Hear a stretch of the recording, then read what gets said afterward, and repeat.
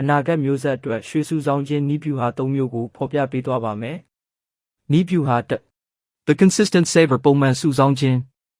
လစဉ်ဒါမှမဟုတ်နှစ်စဉ်သတ်မှတ်ထားတဲ့ရက်မှာဥပမာပြောရရင်ကလေးမွေးနေ့နှစ်တစ်ကူအစရှိတဲ့ထူးခြားတဲ့ရက်တစ်ရက်မှာရွှေပမာဏအနည်းငယ်ပုံမှန်ဝယ်ယူစုဆောင်းခြင်းနည်းဗျူဟာဖြစ်ပါတယ်။ဘာလို့လဲဆိုတော့အချိန်ကြာလာတာနဲ့အမျှရွှေပမာဏတိုးလာပြီးမိမိမျိုးဆက်အတွက်လည်းတမိုင်းကြောင်းကောင်းတဲ့ကောင်းမွန်တဲ့ခံစားချက်တွေရရှိပြီးအနာဂတ်မှာလည်းပိုင်ဆိုင်မှုတည်ချစေလာမှာဖြစ်ပါတယ်။နည်းဗျူဟာ The Heritage Legacy မွေးရက်မြေအမွေနှစ်ဒါကဘာကိုဆိုလိုချင်တယ်လဲဆိုတော့မိသားစုရဲ့ဇာတိအရင်းအမြစ်ဥပမာပြောရရင်မိမိမွေးရက်ဇာတိရွာကမြေကိုရောင်းချလို့ရတဲ့ငွေတွေကအနှဲငယ်ကိုရွှေဖြစ်ပြောင်းလဲဝယ်ယူသိမ်းဆည်းထားခြင်းဖြစ်ပါတယ်။ဘာကြောင့်လဲဆိုတော့ဒီရွှေဟာငွေထုတ်တထုပ်မဟုတ်တော့ပါဘူး။မိသားစုရဲ့အမြင့်တွေရနောက်ပြီးတော့အတိတ်သမိုင်းတွေနဲ့ပြည့်နှက်နေတဲ့သင်္ကေတတစ်ခုဖြစ်လာပါလိမ့်မယ်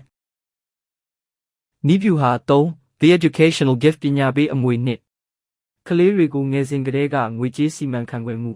ရွှေရဲ့တန်ဖိုးအကြောင်းအစရှိတာတွေကိုသင်ကြားပေးပြီးနည်းနည်းလေးကြီးလာတဲ့အခါသူတို့အတွက်ပထမဆုံးရွှေလက်ဆောင်ဝယ်ပေးခြင်းဟာအနာဂတ်မှာကလေးတွေအတွက်ပိုင်ဆိုင်မှုတစ်ခုရလာစေသလိုငွေကြေးစီမံခန့်ခွဲမှုပညာကိုလည်းသင်ပေးရရောက်စေတဲ့နည်းဗျူဟာတစ်ခုဖြစ်ပါတယ်။ဘာလို့လဲဆိုတော့အဲ့ဒီလိုလုပ်ခြင်းဟာရွှေထက်ပိုမိုတန်ဖိုးကြီးတဲ့ငွေကြေးပညာကိုအမွေပေးခြင်းလည်းဖြစ်စေလို့ပါပဲကလေးတွေကိုသူတို့ကိုယ်တိုင်လည်းဆက်လက်စုဆောင်းတတ်အောင်သင်ကြားပေးရရောက်ပါတယ်အခုဖော်ပြပေးသွားတာကတော့အနာဂတ်မျိုးဆက်အတွက်ရွှေစုဆောင်းခြင်းနည်းဗျူဟာတွေဖြစ်တဲ့ The consistent saver ပုံမှန်စုဆောင်းခြင်း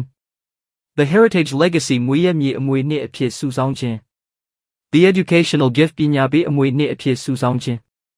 အစရှိတဲ့ရွှေစုဆောင်းခြင်းနည်းဗျူဟာ၃မျိုးကိုတင်ဆက်ဖော်ပြပေးသွားတာဖြစ်ပါတယ်